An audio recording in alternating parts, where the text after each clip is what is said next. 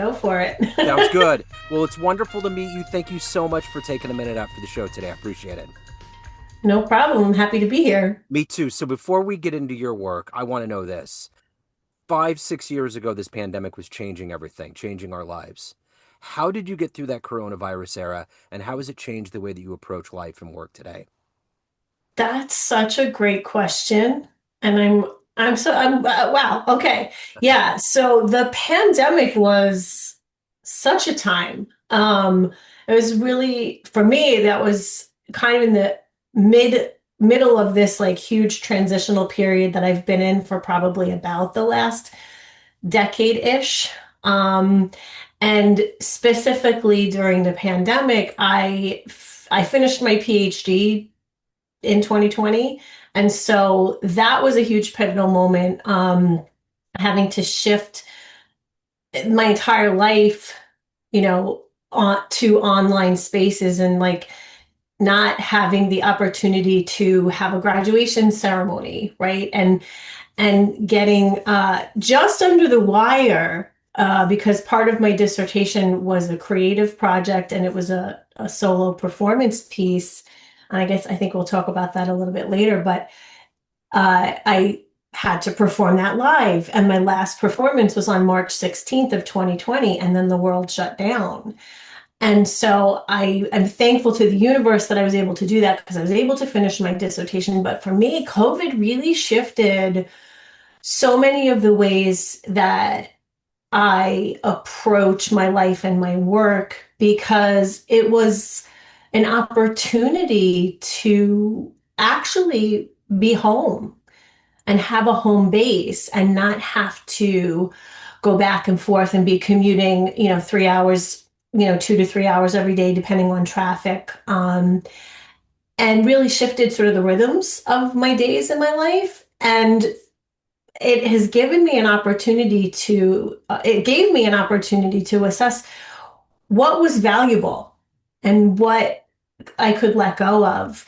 And also at the same time, because we were forced to, into Zoom spaces, and that was our primary way of connecting because we couldn't meet in person, it allowed me to create the work that I do now because I had time and I had people who were craving connection and said yes when I said I want to try this thing. Yeah. So you got a lot of titles. You're an artist, you're an activist, you're an educator, entrepreneur. But I want to get to the essence of what you do. I'm going to put you in front of a bunch of 12-year-olds. It's career day, you're in a school, and the kid in the back of the room is like, "What do you do for a living? How do you make it make sense to them?" Yeah, I mean, the answer there is I teach people how to reconnect with their bodies and their stories by helping them use expressive writing and poetry to get at the stuff that keeps us stuck. Wow, that's great. That's right to the jugular. So, what did you want to be when you were 12 years old? What was your dream life?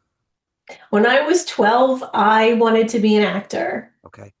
And I've done that, right? I mean, that's a big part of my identity as well as I did pursue performance for many years. In fact, that's my undergraduate degree is in theater and speech, and I'm a member of both professional actors unions and have been for many years. And my dream was to be on Broadway. Didn't happen that way, but it's happened in different ways. Did you have an experience growing up since you were in New York of going to Broadway?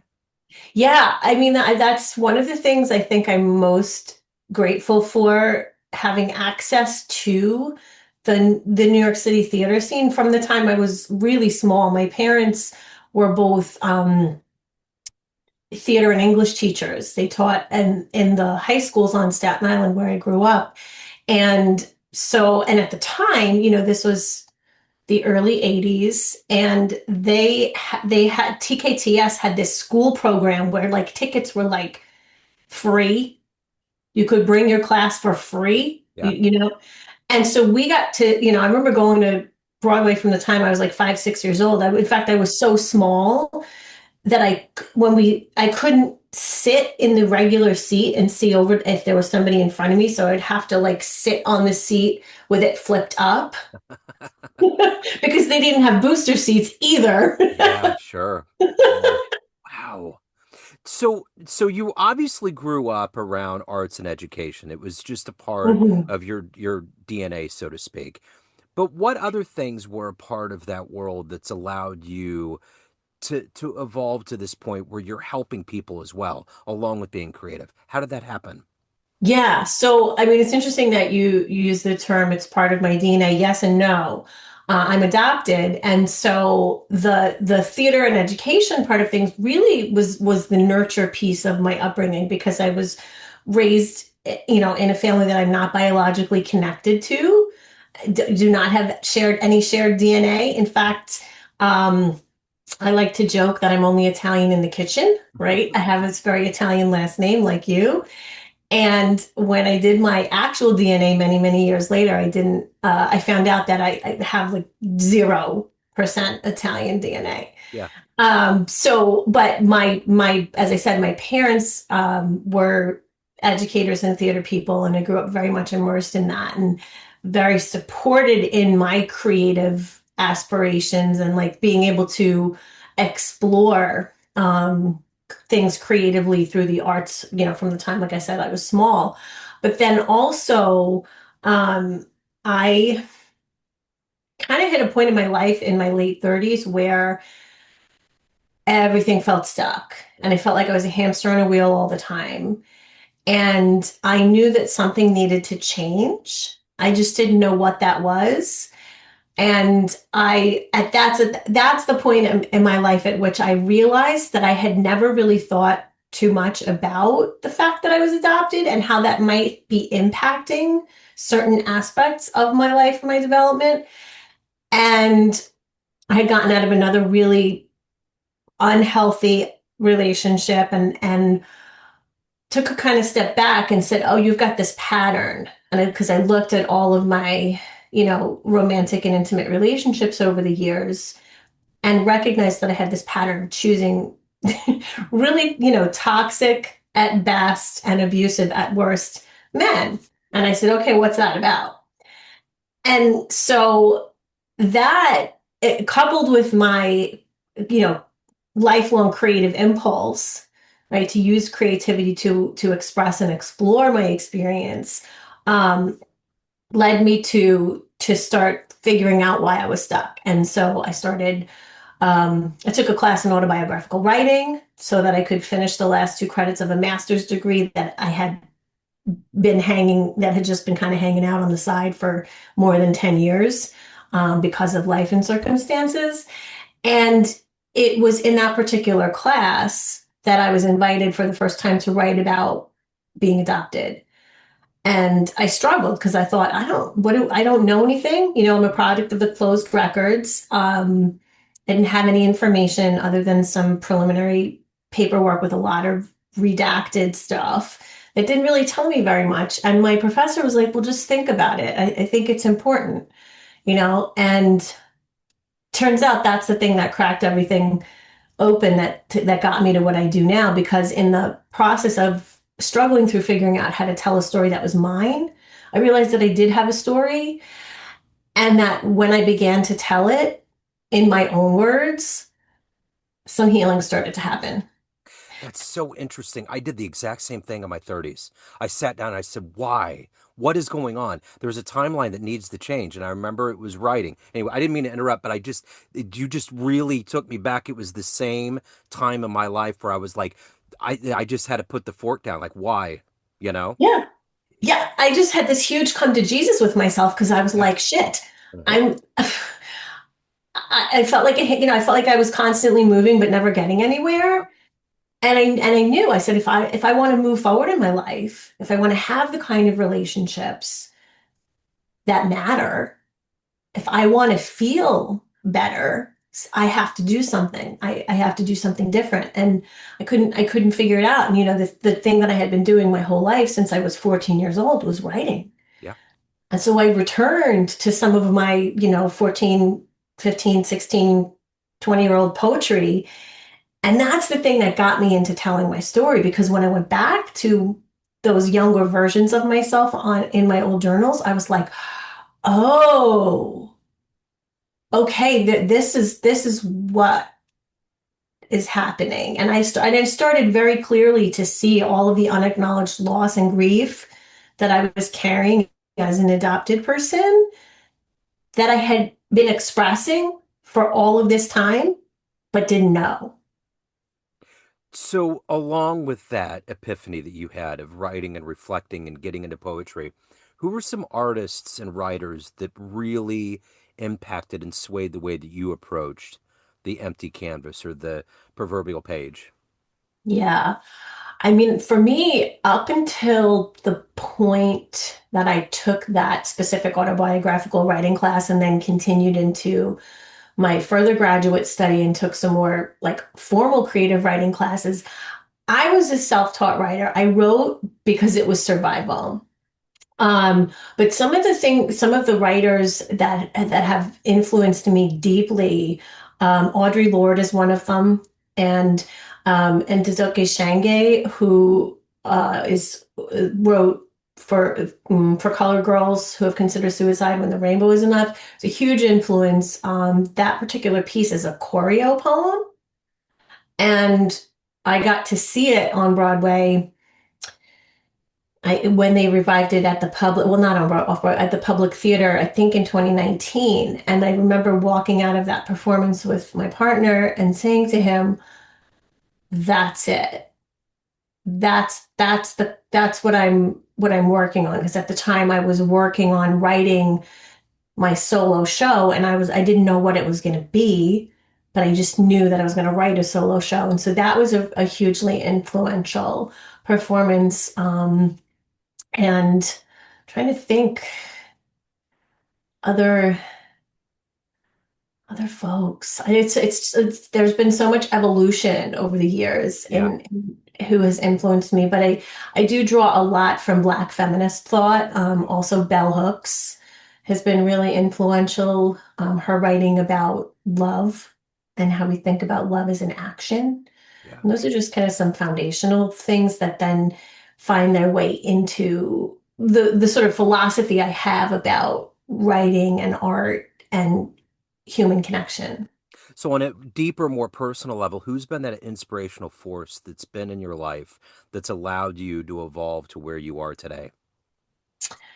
I think definitely when I was younger, I would have said my parents, because from early on, they provided me with a very firm foundation, right?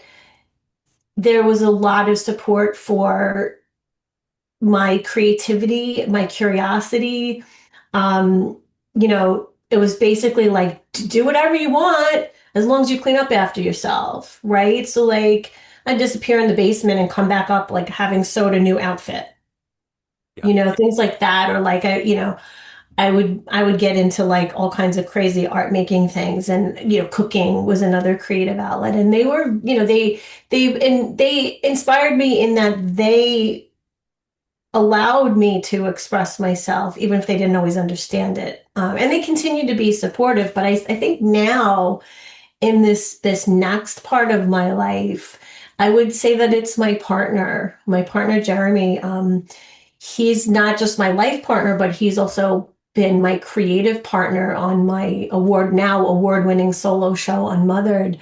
And he's been on this big journey with me from the beginning, from when I first started to figure out that I had to delve into the piece of my identity that was adopted, right, that I had never considered. And he's been an inspiration in that he's been such a good mirror, and he sees me and has allowed. And when I said to him when I was just about to turn 40 that I wanted to go back to school for my PhD, he was like, "Why not?" Yeah. It's interesting when you think about going through trauma and figuring your life out, and sometimes you have to be alive long enough to do it. It seems as though the best therapy is art. The best therapy is putting just a pen onto paper. I get therapy, I get all of that, but I think when I talk to people that deal with things, that the silver lining is always that art will find a way to save humanity. Yeah. Yeah, and which is why it's such a travesty that the arts and humanities are so undervalued and undersupported in our society, you know. But it's true. In fact, on my bookshelf behind me, one of the books back there is called Creative Transformations of Trauma. It's called Mended by the Muse: Creative Transformations of Trauma, and it was one of the influential texts when I was working on my own dissertation work and researching the effect of creativity on healing trauma.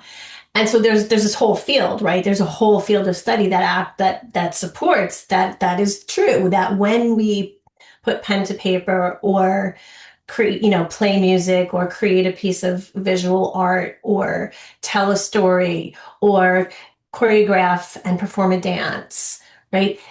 There's healing that happens because what we're doing is also a somatic practice. It's not, we can't just intellectualize. And that's at least for me, that was the problem that I had with therapy for many years, is that I spent more than almost, 15 plus years in relationship with a therapist. We never talked about adoption. We never talked about trauma. And eventually I had to stop going to therapy because I've discovered that every time I left a session, I felt worse than when I went in. And I said, Yeah. well, this isn't helping me.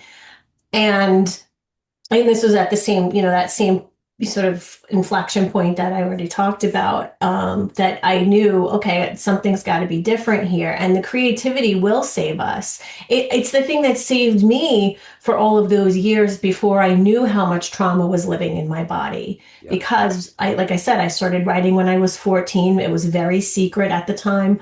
I started doing theater at 14 years old. I did a lot of community theater, and being able to inhabit somebody else's life at that point was really helpful because it gave me a place to put all of the big emotions that I was having that I didn't understand and channel them, right? And it also gave me permission to sort of step into someone else's shoes for a while and not have to feel so confused about my own internal chaos.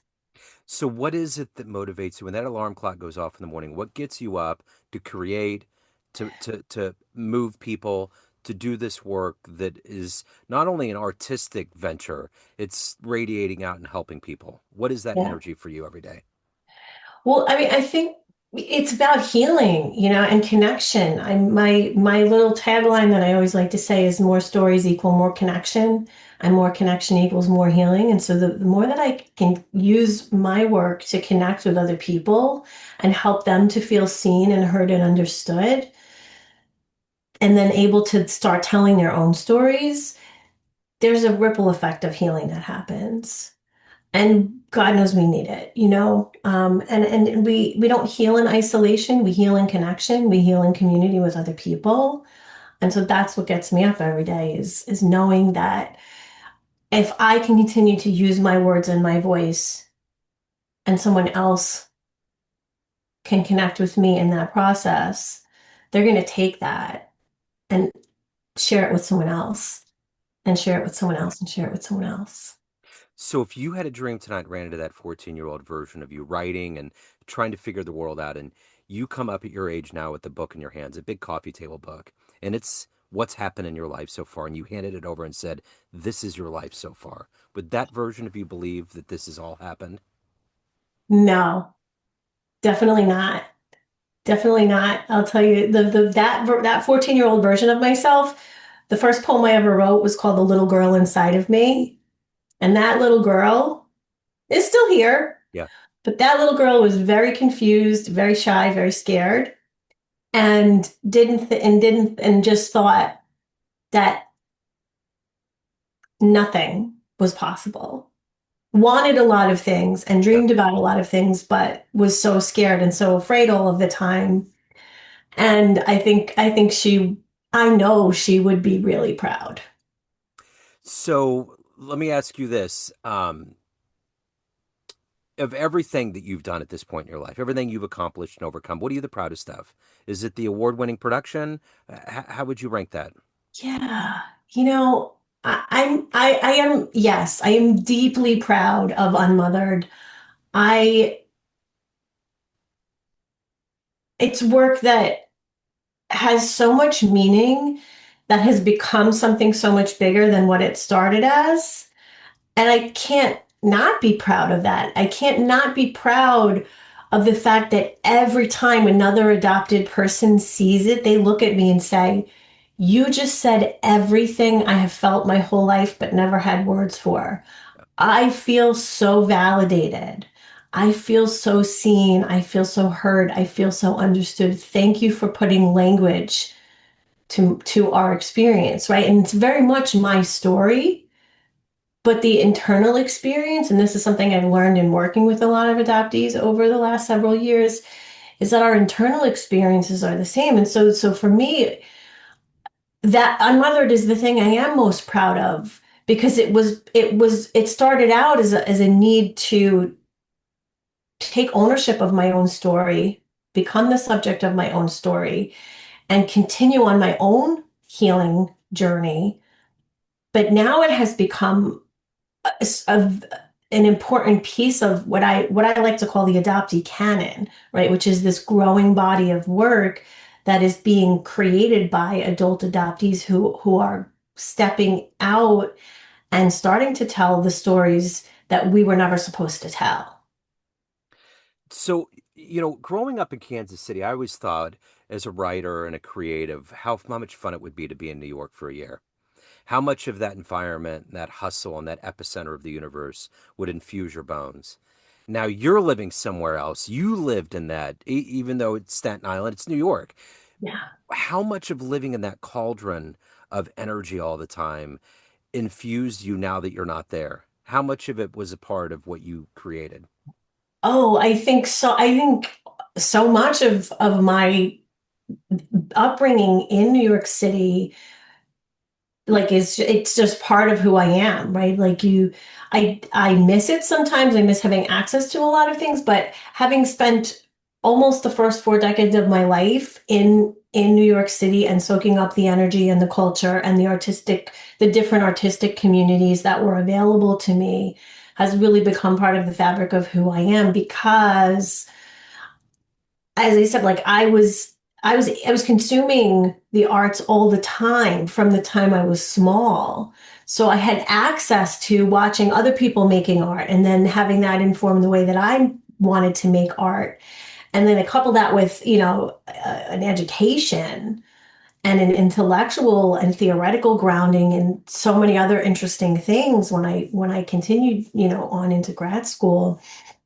I think those are two really important parts of my experience that I did live immersed in, as you say, the cauldron of New York City and that vibrant creative arts culture and the hustle and bustle. And like, I did the thing for years. I was back and forth on the ferry, and I was auditioning, and I did a lot of work in the television and film industry. The last few years I was living in New York, and so I really got a taste of all the different sides of the industry.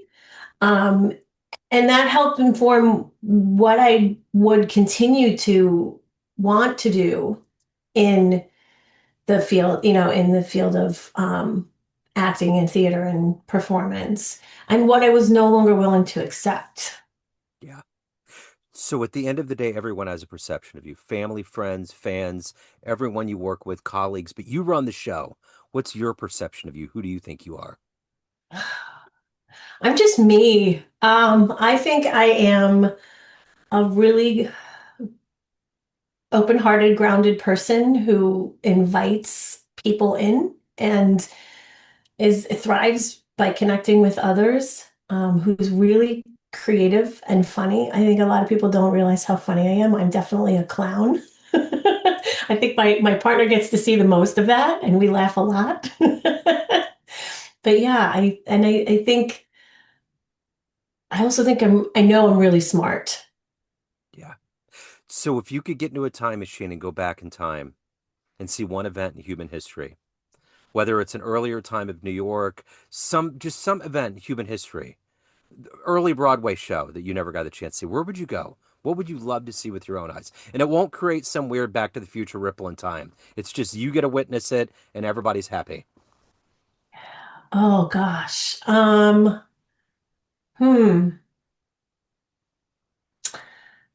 I, wow, It's a lot of stuff. that's a big question.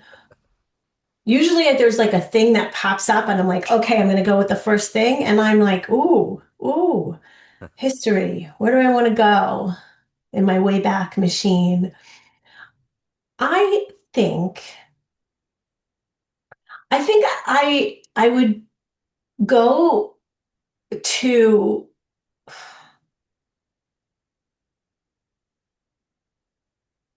the time when women were first granted the right to vote. Yeah. I think that would be interesting to feel the energy of that time and what that meant. And then be able to bring that back with me into current context. Yeah. Totally. So if anybody wants to see Unmothered, they want to reach out, they want to dive into any of your wonderful work, where do they go? Where's the best place to go? Best place to go is lizdebetta.com, and there's links to everything there. They can purchase a ticket and view the film, and then join us at one of our monthly community conversations about the film and the artistic and creative process. And everything else is there. I love it. Liz, this has been wonderful. So great to meet you. Thank you for your story. Thank you for your time. Have a wonderful 2026. You too. Thank you so much. I love this. Thank you. It's been wonderful.